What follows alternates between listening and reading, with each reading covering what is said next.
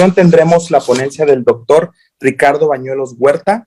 Él es especialista en medicina de urgencias, es maestro en administración de hospitales y salud pública, es experto en ecocardiografía en paciente en estado crítico, adscrito actualmente a urgencias del Hospital General de Zona 1 en Tlaxcala, expresidente de la MUDEM y miembro en el equipo de USUC. Sin más, el doctor nos va a otorgar la ponencia Onda Plastimográfica e Índice de Variabilidad Plastimográfica. Una excelente ponencia. Los dejo con el doctor Ricardo Bañuelos. Gracias doctor. ¿Cómo están? Buenos días a todos. No sé si ahí se está viendo bien mi presentación. Sí, se ve excelente, doctor. Perfecto. Gracias, pues nuevamente buenos días a todos. Gracias por la invitación. Para mí de verdad siempre es un honor participar con la sociedad colimense y bueno, justamente tomando las palabras del doctor Oscar, hoy veremos una herramienta que sin duda pues es bajo costo y que sin duda ahora en la pandemia vino a demostrar muchísimo su utilidad en muchos aspectos. Desde que conocimos esta gran herramienta, no la hemos soltado y la hemos aplicado prácticamente en todos los pacientes al momento de reanimar, que es la onda pletismográfica. Yo creo que todos en nuestro hospital ideal, en nuestra sala de emergencias, debemos tener un equipo similar a en el que te mide, sin hacer ningún conflicto de interés, sin que te esté dando en tiempo real algunas variabilidades, parámetros invasivos, etc. Es un equipo muy costoso, te da mucha información, pero como muchísimas cosas en la medicina, si no lo sabemos interpretar, si no le damos un enfoque específico o si no sabemos incluso qué errores puede tener este tipo de equipos al momento de hacer una medición, pues puede ser el equipo más caro del mundo y al final no ser útil. Pero bueno, pues que quisiéramos tener algo similar o algo que por lo menos nos dé algunos otros parámetros hemodinámicos en tiempo real. Y yo creo que la gran mayoría de ustedes se enfrentan a lo que yo tengo en mi hospital, que es un monitor a medias. El de abajo parece que es un vigileo, pero la verdad es que es otro monitor de signos vitales, solo que el monitor de arriba le sirve el electrocardiograma, pero no le sirve el oxímetro de pulso y la presión arterial, y al de abajo no le sirve el electro, pero sí le sirve el pulso oxímetro y el de la presión arterial, así que de dos monitores hago uno, ¿no? Pues, pocas bombas de infusión y vaya, muchas ganas que hacer, y eso sí, el ultrasonido sí siempre tiene que estar a la cabeza de nuestro paciente, por muy hospital básico que seamos.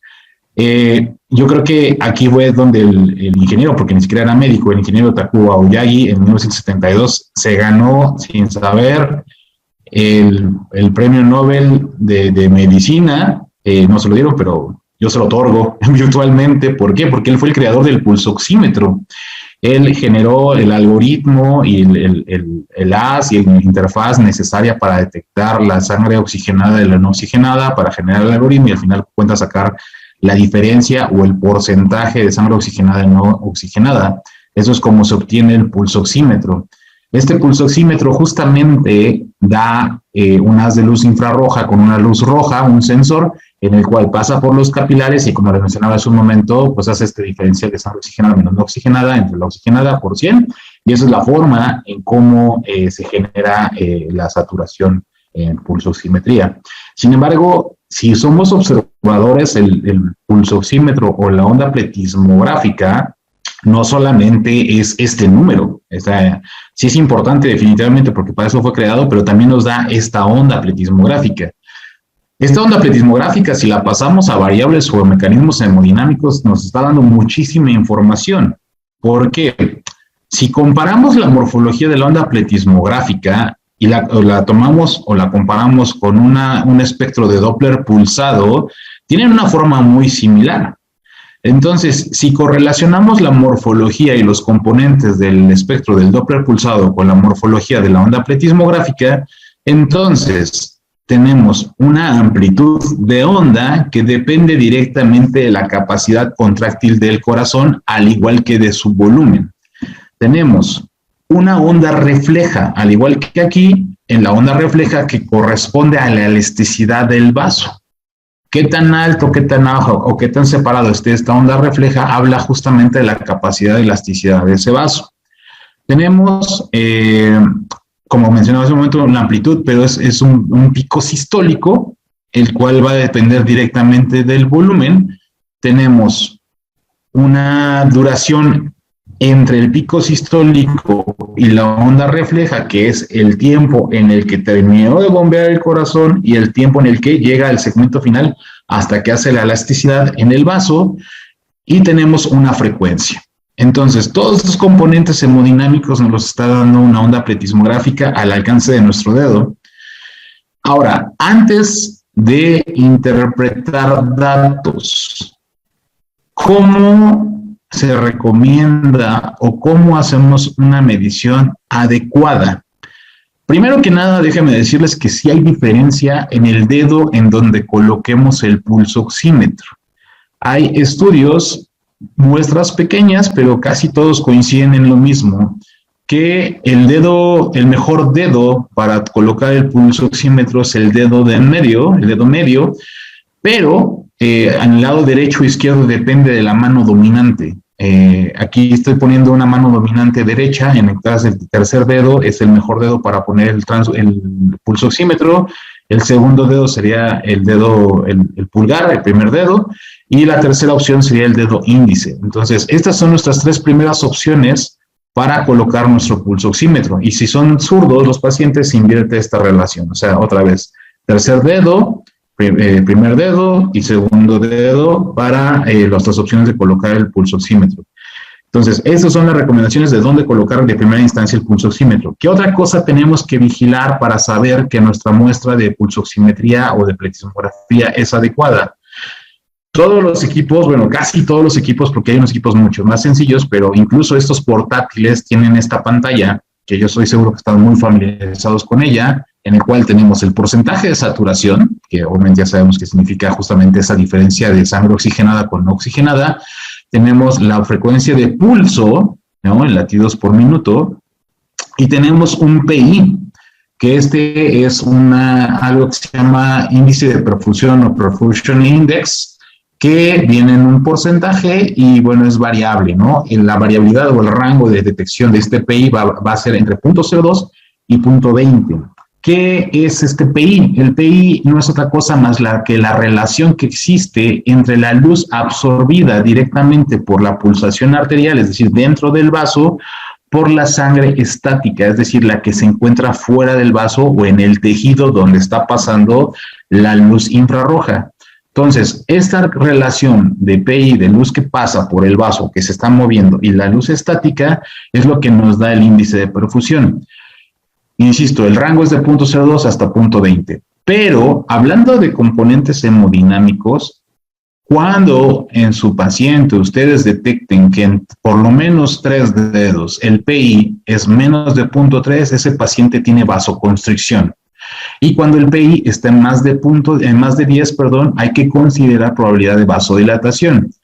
Una muestra es inadecuada cuando el PI es menor de 0.4. ¿Ok? Es decir, tienen saturaciones de, no sé, 85, 80 y su PI está en 0.3, no es una muestra adecuada. Hay que cambiar de dedo para que nos haga una adecuada censado de la saturación lo más cercano a la realidad. Entonces, primer dato, tenemos que ver en qué dedo estamos colocando nuestro pulsoxímetro. Segundo dato, tenemos que ver el PI. El PI por debajo de 0.4 no es una medida adecuada. El PI depende del contexto de sus pacientes. Si sale en menos de 0.3, considerar vasoconstricción, más de 10, considerar vasodilatación. Y en el caso de los anestesiólogos o cuando vamos a hacer un paciente para intubar, etc., hay unos reportes en los que hablan que correlacionaron que el PI menos de 1.05 ante la administración de propofol fueron los más propensos a presentar hipotensión asociado al propofol. Entonces, esto puede ser otro dato que nos puede ayudar a prevenir o a cambiar o a seleccionar otro tipo de medicamento en el momento del abordaje de la vía aérea de un paciente. Entonces, PI menos de 1.05 estuvo asociado a eventos de hipotensión. Ahora, del PI deriva el índice de variabilidad pletismográfica. El índice de variabilidad pletismográfica es la diferencia entre los índices de perfusión máximo y mínimo, es decir, del PI máximo y mínimo, entre el máximo por 100. Este índice de variabilidad pletismográfica lo sacan automático los equipos que lo tienen, ¿ok? Y en general, al hablar de la diferencia entre índice de perfusión máximo y mínimo, se considera, en general, hay muchos parámetros de acuerdo a en qué contexto se va evaluando, si es cirugía cardíaca, si es paciente en estado de choque, si es paciente séptico, en fin, hay muchos parámetros, pero en general vamos a tomar un valor de PVI o índice de variabilidad pletismográfica mayor a 16 para considerar una respuesta a volumen. Esa es la utilidad que nos da este índice de variabilidad pletismográfica. Ojo, el índice de variabilidad pletismográfica no es lo mismo que el índice o la variabilidad de la amplitud. Regreso, el índice de variabilidad pletismográfica depende del índice de pulsatividad, que ya dijimos, el PI es la cantidad de sangre que está pasando por el vaso, la luz absorbida por la sangre que está pasando por el vaso, por la que está estática en el tejido, ¿ok? Es la diferencia. Y el índice de variabilidad pletismográfica lo saca el equipo en automático, los que lo tienen cargado o sensado, y eso depende del índice de perfusión, y directamente sobre ese va a sacar el porcentaje. El índice o la variabilidad de amplitud de onda pletismográfica, eso es algo que nosotros podemos hacer con nuestros pacientes. ¿Qué es lo que podemos hacer con este índice o variabilidad de amplitud? La amplitud, al igual que la línea arterial, vamos a tomar la máxima y la mínima y sobre ese vamos a sacar un delta, donde vamos a tomar la onda máxima menos la mínima entre la media, y si esta delta de amplitud es mayor del 13%, habla sobre la respuesta a volumen de un paciente. Estos estudios en onda de pletismográfica, es decir, el pulsoxímetro, se compararon con líneas arteriales y llevaron a una correlación de 0.7, que es una buena correlación de estos datos. Al igual que la línea arterial, la máxima sensibilidad es cuando el paciente no tiene arritmia, se encuentra intubado. ¿Ok? Pero nos puede apoyar en darnos una idea de cómo está ese volumen y si puede o no responder a volumen. Hay diversos metaanálisis, revisiones sistemáticas en las que se ha corroborado que tiene muy buena sensibilidad o muy buena utilidad cualquiera de todos estos índices al momento de realizar reanimación hídrica. Insisto, en la máxima sensibilidad es en pacientes intubados. ¿Qué otra cosa nos puede informar la pletismografía? Esto que se llama pulso paradójico. El pulso paradójico se refiere a que encontramos ondas pequeñas, se hacen grandes, luego se hacen pequeñas, se hacen grandes y que van en relación al patrón respiratorio. Cada vez que nosotros encontremos esto, pero no solamente esa variabilidad en amplitud, sino también que la línea base en consecuencia vemos que es más alta y luego disminuye la distancia que existe entre la línea base y la onda pletismográfica. Avanza, la onda se hace pequeña y la línea base, la distancia se hace más larga. Esta diferencia que existe entre estas líneas base y la onda pletismográfica nos indica justamente que puede haber pulso paradójico. El pulso paradójico se presenta sobre todo en situaciones que incrementan o que hacen más negativa la presión intratorácica. Por ejemplo, ¿qué? Obstrucción de la vía aérea. Hay muchos reportes en pacientes pediátricos en los que se ha detectado o se ha sospechado con solo esta variabilidad o este pulso paradójico en cuerpos extraños en vía aérea en niños. EPOC, exacerbaciones graves o asma grave, también se presenta. ¿Por qué? Porque el esfuerzo del paciente al hacer intento de inhalación vence resistencias vasculares, hace que exista vasodilatación temporal del sistema venoso y eso genera que haya esta variabilidad de la onda pletismográfica. Tamponade cardíaco, sabemos que existe un compromiso de llenado sobre el ventrículo derecho, hay variabilidad por cambios de presiones, de por sí el volumen sistólico del ventrículo izquierdo está disminuido y eso va a generar que exista variación en el volumen sistólico. Más aparte, si hace las ventilaciones, sabemos que va a reducir todavía más esa presión sistólica, por lo tanto es cuando vamos a ver esa variación en la amplitud. Y en el caso de pacientes con ahora que por COVID o que tienen compromiso ventilatorio, esto te puede decir que justamente su trabajo ventilatorio está muy alto y que ese paciente va a requerir intubación. Entonces, fíjense toda la información que nos está dando la onda pletismográfica hasta el momento. ¿Qué otra utilidad? Bueno, esto, lo que hacíamos antes aquí en el hospital de Wakanda es aquí Tlaxcala, antes congelábamos la imagen en la pantalla, sacamos una reglita y el residente medía la onda máxima y la onda mínima y sobre eso sacábamos cualquier tipo de variabilidad. Afortunadamente la tecnología nos ha alcanzado y ahora utilizamos esta aplicación, que es una de muchas que hay, que se llama EP Calipers. EP Calipers lo que haces es que tú le tomas foto al monitor, traza en la foto distancias, te da un cierto número de puntajes, porque en realidad no queremos medir algo en particular, solo queremos hacer un porcentaje de diferencia a distancia, y sobre esa distancia sacamos estos índices, y con eso ya hemos hecho nuestros cálculos hemodinámicos en base a pletismografía. Entonces, EP Calipers puede ser una muy buena opción. También EP Calipers puede funcionar para hacer estimaciones de tiempo de flujo corregido, frecuencias cardíacas, QT, etc., de acuerdo a lo que pueden ustedes utilizar en el monitor. La otra información dorada que nos ofrece la onda pletismográfica es que, de acuerdo a su morfología, nos va a decir qué situación hemodinámica se encuentra. ¿Se encuentra el paciente en vasoconstricción o se encuentra en vasodilatación? La onda pletismográfica normal es esta, que como característica tiene un volumen o un pico sistólico recto, llega al pico sistólico, hay un descenso, y la onda refleja se encuentra en el tercio inferior de la onda total pletismográfica para que luego descienda y se dé inicio al próximo ciclo, ¿no? Entonces, esta es la normal. Pico sistólico, onda recta, disminución, onda refleja en el tercio medio, y esto habla de resistencias vasculares normales. Vamos a hablar de los patrones de vasoconstricción, onda tipo 1 y tipo 2. Tipo 1, vasoconstricción severa. Tipo 2, vasoconstricción moderada. La vasoconstricción moderada es aquella que viene en la onda pico en disminución de volumen. La onda refleja se presenta en el tercio superior para luego hacer el descenso y volver a iniciar el ciclo. La vasoconstricción severa o onda tipo 1 es aquella que tiene onda sistólica pico, luego desciende sin presentar onda refleja. Esto te habla de vasoconstricción severa. Vasodilatación. Tenemos onda tipo 4, vasodilatación leve, onda tipo 5, vasodilatación moderada, y onda tipo 6, vasodilatación severa o grave. Donde tenemos amplitud, onda sistólica, bajamos, la onda refleja está separada de la onda sistólica inicial, y eso te está hablando justamente del retardo sobre la elasticidad del vaso, y eso es una vasodilatación leve. Vasodilatación moderada, se pierde o se aplana un poco la onda refleja. La onda tipo 6, que es la vasodilatación severa, es la onda sistólica, disminución, esta se hace negativa y luego viene la onda refleja separada para que posteriormente inicie el siguiente ciclo.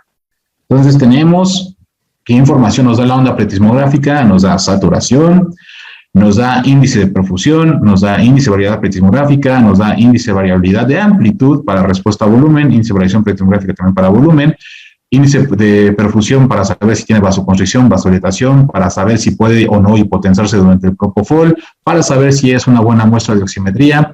Nos dice pulso paradójico en caso de obstrucción de vía aérea, crisis asmática grave, hipoxia exacerbado grave, falla respiratoria, tamponada de cardíaco. Nos dice si puede responder o no al volumen, nos puede decir, de acuerdo a esta onda, si está con vasoconstricción leve, grave o moderada, o vasodilatación leve o moderada grave. Entonces, hasta ahorita la onda pletismográfica nos ha ofrecido muchísima información y seguramente, como yo hace tiempo, no la tomamos en consideración. Miren, un ejemplo, este es un paciente con craniectomía, posoperado ya, llega posterior al evento quirúrgico. Esta es una imagen de Julio Ramírez. Fíjense cómo está la onda pletismográfica aquí, es una onda tipo 3, pero hace variaciones de morfología, de pronto hace onda 4, aquí está onda 4, pero también la variabilidad en la amplitud está marcada, la frecuencia cardíaca está en 109, pero la presión está en 110/70, o sea, este paciente, si solo lo viéramos así, diríamos, bueno, no tiene nada. Cuando se le administra vasopresor en dosis baja, entonces fíjense cómo primero que nada la presión o la frecuencia disminuyó 84, pero la onda pletismográfica se normalizó, es decir, se hizo onda 3, con la variabilidad pues menos del 13%. Entonces este paciente definitivamente se vio beneficiado del uso vasopresor.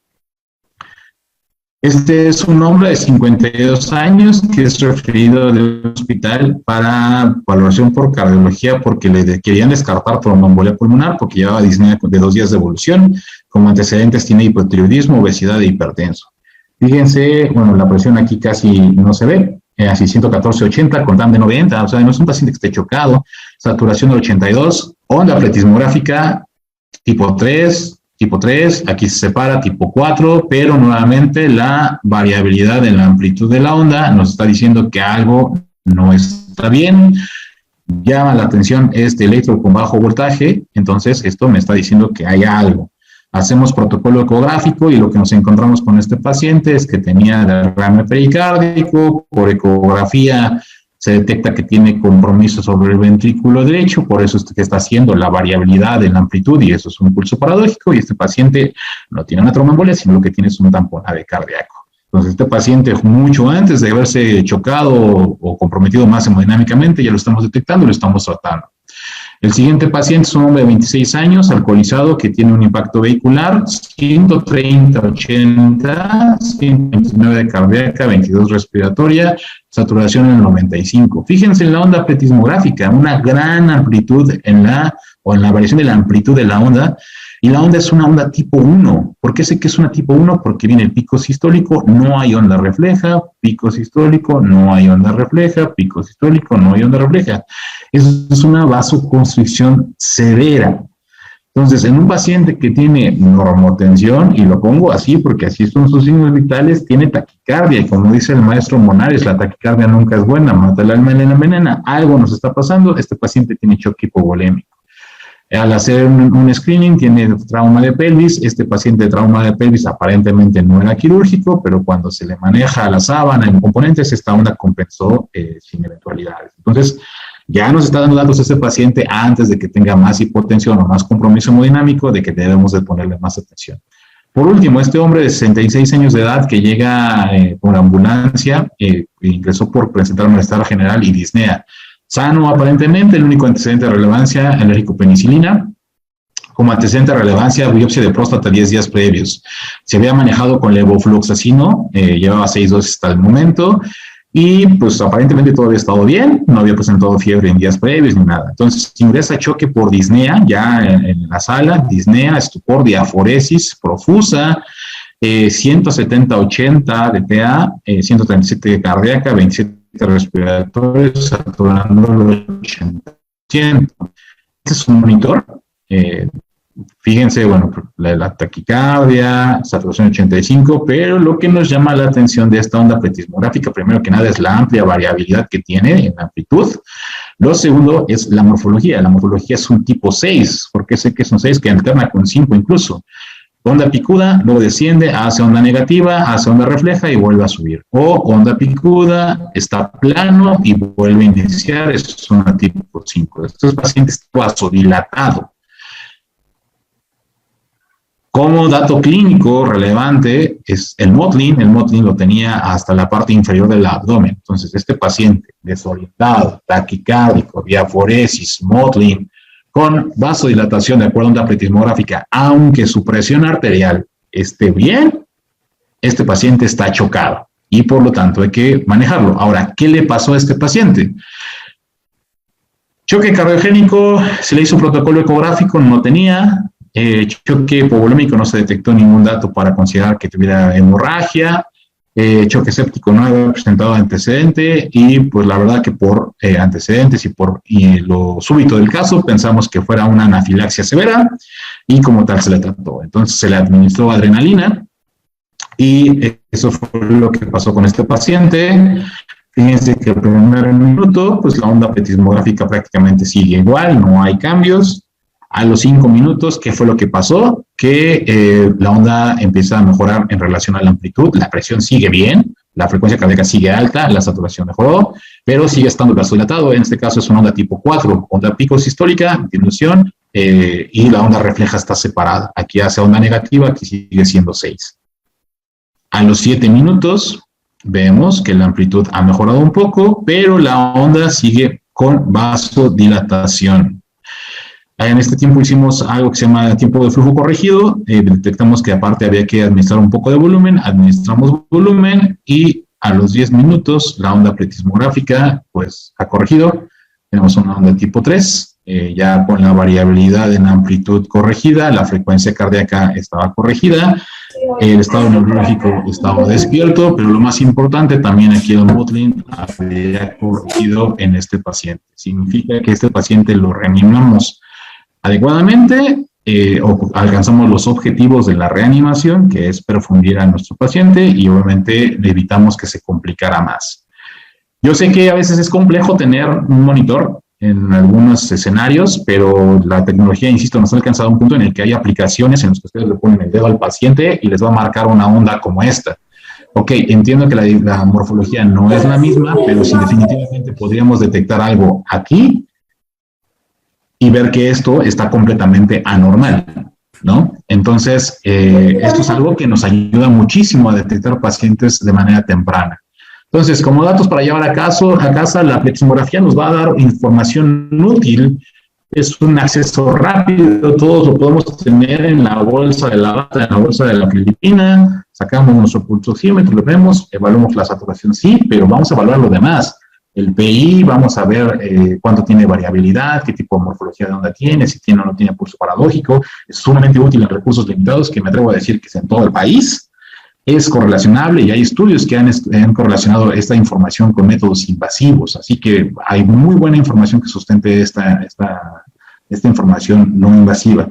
Hay que considerar factores que podrían disminuir la captura. El frío, el hacer vasoconstricción va a disminuir la captura, manos húmedas, el tipo de barniz, sobre todo en algunas pacientes, puede modificar la lectura, el tipo de iluminación, luz blanca también puede modificar la lectura, anemia puede modificar la lectura. Entonces, intoxicaciones por monóxido de carbono también pueden modificar la lectura. Entonces, solo hay que tomar en cuenta esos factorcitos, el tipo de dedo, para saber que puede haber o no alteración en la lectura. Pero lo más importante de todo esto es, podemos tener el mejor equipo o podemos tener toda esta información no invasiva, pero si no la logramos aterrizar a un contexto de nuestro paciente, pero sobre todo tomar una decisión, entonces no sirve de nada. Les recuerdo mi cuenta de Twitter, @dr_dive, si tienen alguna duda, pregunta, con todo gusto, y en breve subiré una código QR para compartirles las referencias bibliográficas. Muchas gracias por su atención. Muchas gracias, doctor Bañuelos, gran urgenciólogo y amigo. Excelente ponencia, muy didáctica, muy práctica, muy sencilla de entender y sobre todo que es algo que tenemos en nuestras salas de urgencias, creo que todos, una onda pleximográfica en un pulsoxímetro y poder hacer las mediciones. La aplicación que nos comentó para poder bajar y hacer las mediciones está excelente, no la conocía. La reglita seguía siendo nuestro punto de corte. Creo que es algo increíblemente útil, que no cuesta prácticamente, bueno, sí cuesta, pero es muy, muy bajo el costo. Ahora sí que medicina de bajo recurso es también muy funcional. Así Le agradezco muchísimo, doctor, la ponencia. Las preguntas, de favor, ponerlas en el chat. El doctor, en la medida de las posibilidades, las estará contestando. Todos los ponentes, en la medida de las posibilidades, lo estará contestando. Es importante comentarles que, pues nuevamente, gracias a la respuesta que hemos tenido, ya se saturó la plataforma de Zoom.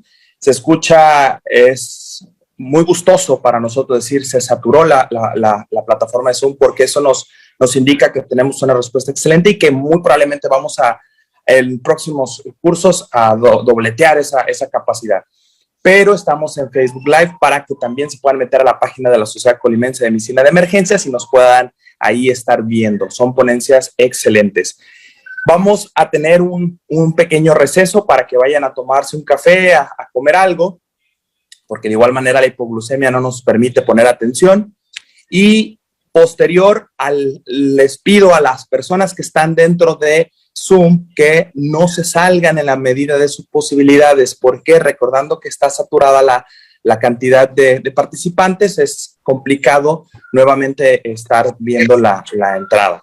Sin embargo, si no se salen, bueno, pues estamos ahí puntualmente a las 11 de la mañana. Vamos a reiniciar. Recuerden que sigue la ponencia magistral con el doctor Munares En un momento más lo presentaré. También comentarles que si salen y se vuelven a entrar a Zoom, por favor mantener los micrófonos apagados o tratar de checar si está su micrófono activado. Bueno, en ese momento apagarlo, porque son varios, entonces a veces nos tardamos en apagarlos y luego interrumpimos un poquito las ponencias. Entonces, para que pongan un poco de atención en esa parte. Y pues, nada más que agradecerles por esta respuesta, ¿verdad? De nuestro curso de monitoreo hemodinámico en sala de urgencias. Entonces, como les comenté, nos vamos a un receso. Los vemos aquí a las 11 en punto. Recuerden, sigue la conferencia magistral. No se la pierdan. El doctor Enrique Monares es un excelente médico intensivista, muy didáctico, tiene muchísimos experiencia en esta parte de los manejos clínicos del paciente en estado crítico. Entonces, sin más preámbulo, nos vemos en un momento. ¿De acuerdo? Muchísimas gracias.